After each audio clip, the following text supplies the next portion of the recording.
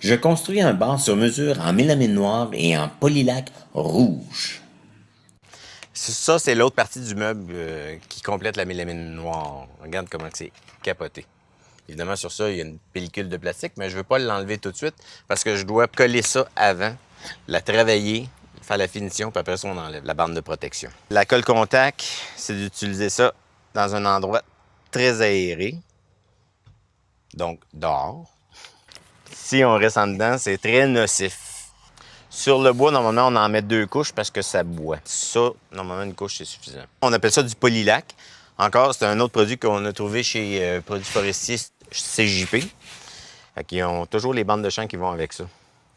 Contrairement à la mélamine, le polylac, il est fini avec un centre en MDF. Ça boit beaucoup. Regarde, on voit déjà comment que ça le bu ici. Là. Donc, on va attendre que ça sèche. Bon, ici, on peut voir là, que c'est prêt pour la deuxième couche. Donc, on réouvre notre pot. Pour savoir ça? On voit que le bois, il a presque tout bu la colle. Puis, quand j'y touche, c'est pas collant. C'est assez simple. On attend à peu près 10 minutes avant de pouvoir coller ça. Donc, on y va graduellement comme ça. Puis, on le descend en exerçant une pression. Puis après ça, on va reprendre le rouleau pour s'assurer que le contact est bon. Pour la finition de la bande de champ, j'utilise une toupie. Ce qui est particulier, c'est la mèche de la toupie que je vais utiliser. On voit, il y a un petit angle dedans. Là, après ça, ce que je regarde, c'est le niveau de mon plateau ici avec la mèche. Ça, en passant, c'est pas mon morceau final.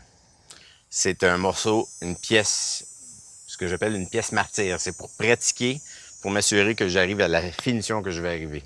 Donc, ça me permet d'ajouter mon outil et mes outils. Il peut se glisser des erreurs, donc c'est bon de se réchauffer sur un morceau que ça nous fera pas mal. Puis après ça, on y va sur le vrai morceau.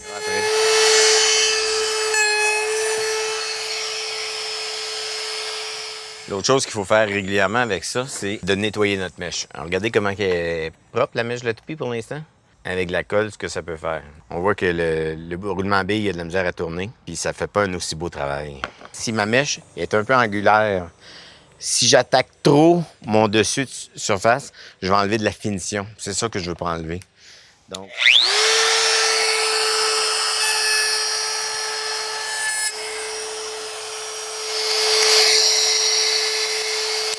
Là, je fais des ajustements. Ça, je l'essaie vraiment à un bout, là.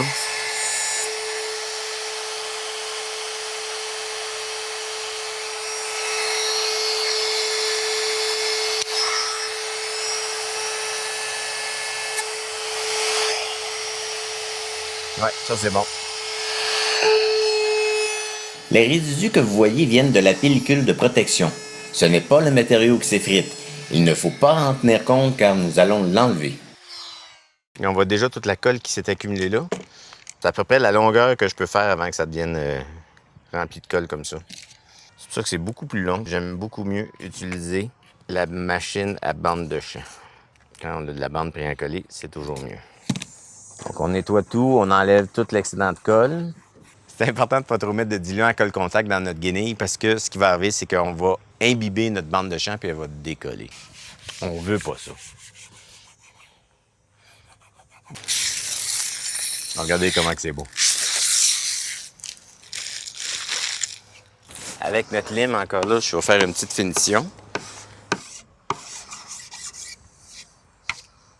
La petite bande blanche qu'on voit ici, c'est de la colle qui travaillait avec la toupie, puis un mix de colle et de plastique, si on veut. Là. C'est sûr que la finition avec la lime est importante. D'un, que ça soit doux, mais deux, que ça fasse une belle finition. C'est vraiment un beau produit. Un mot à retenir, Polylac.